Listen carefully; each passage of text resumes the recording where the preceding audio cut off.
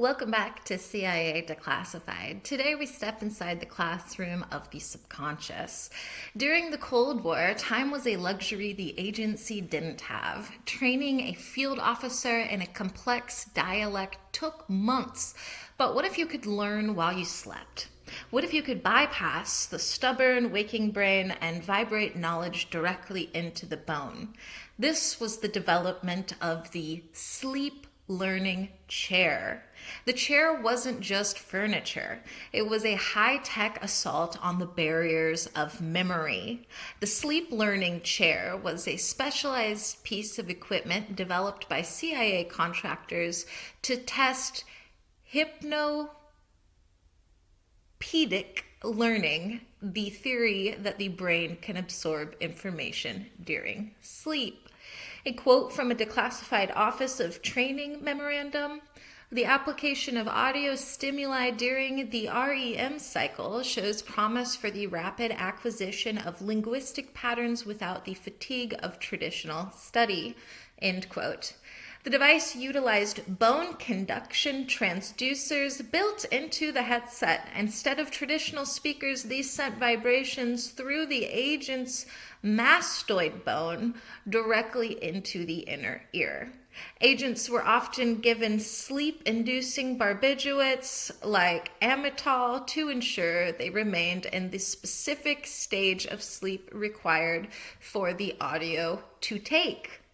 The agency's behavioral labs in Arlington, Virginia were equipped with EEG machines to monitor the agent's brainwaves and trigger the audio only during the deepest delta waves. A quote from a 1956 technical progress report: Subject 4A demonstrated a 20% increase in noun retention when the auditory input was synchronized with the onset of slow-wave sleep. End quote. The sleep learning chair used endless loop magnetic tapes that repeated grammar rules and vocabulary lists for up to 8 hours straight. Project MK Ultra sub-projects explored using the chair for ideological re-education, attempting to change an agent's political benefits while they were unconscious. Testing occurred at various safe houses across West Germany to prepare officers for immediate infiltration across the Iron Curtain. A quote from psychologist Dr. Leonard Stockton: "We are effectively whispering to the ghost in the machine, hoping the ghost remembers what the machine told it." End quote. Researchers found that the most effective sleep learning occurred when the voice on the tape was female and possessed a rhythmic maternal tone. The bone conduction technology was chosen specifically because it was less likely to wake the subject than traditional headphones. Early experiments in the 1940s used phonograph records, but the scratchy audio quality led to night terrors in the test subjects. The CIA collaborated with the Bulgarian defector Georgy Lozanov, the father of Suggestopedia, to refine the chair's effectiveness. A quote from a Declassified internal review: while vocabulary retention is high, the subject's ability to use the language in a spontaneous conversational context remains limited. End quote. Agents often reported phantom voices for days after using the chair, as if the language was still being whispered in their heads while awake. The sleep learning chair was also tested as a way to preload mission details and GPS coordinates into an operative's memory. Testing was eventually expanded to include deep sleep math and logistics training, though results were significantly lower than linguistic acquisition. The 2025 Declassified documents mention a portable variant of the chair designed to be used in the back of a moving van. Researchers discovered that negative reinforcement, small electric shocks delivered when the subject woke up, actually decreased learning speed. A quote from a declassified 1962 Surgeon General's briefing: "The long-term effects of constant cranial vibration during sleep are unknown, but reports of chronic migraines are persistent." End quote. Operational security necessitated that the chairs be built into standard-looking office furniture to prevent foreign intelligence from identifying sleep labs during routine inspections. The agency utilized white noise masking generators around the testing perimeter to ensure the high-frequency vibrations of the bone conduction equipment weren't intercepted by Soviet laser microphones. A quote from a 1968 memorandum on agent retention: "The chair provides a method of instruction that bypasses the ego's resistance to foreign cultural assimilation." End quote. Linguistics experts noted that while vocabulary was absorbed, the sleep learning process often resulted in a flat affect, a lack of emotional inflection in the agent's speech. Declassified 2025 logs indicate that some agents were subjected to marathon sessions lasting up to 72 hours of chemically induced slumber to master dialects like Pashto. While the language training is well documented, a 2025 declassified file titled Subconscious Overlay is 90% redacted. What was the agency really vibrating into those skulls? Get ready for the theory of the false fluent. Speculation suggests that the sleep learning chair didn't just teach languages, but unlocked past lives, and the black redactions hide the transcripts of agents speaking an ancient Sumerian.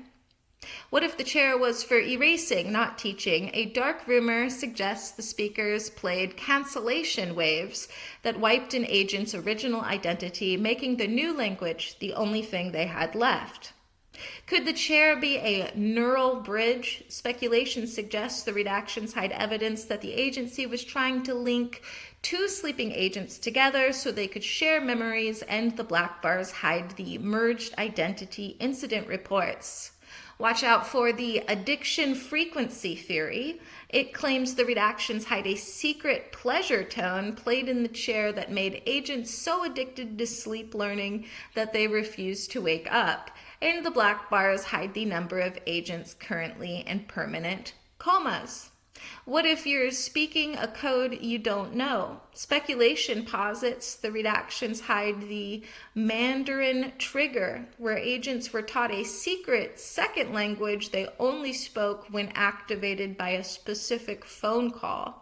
Could the CIA be stealing your sleep? A wild rumor suggests the redactions hide Operation Sandman, where the bone conduction technology was hidden in commercial pillows to broadcast agency propaganda into every American bedroom. Brace for the language virus theory. It claims the redactions hide a frequency that can unteach a person how to speak entirely, and the black bars are the instructions for a silence bomb to be used on enemy cities.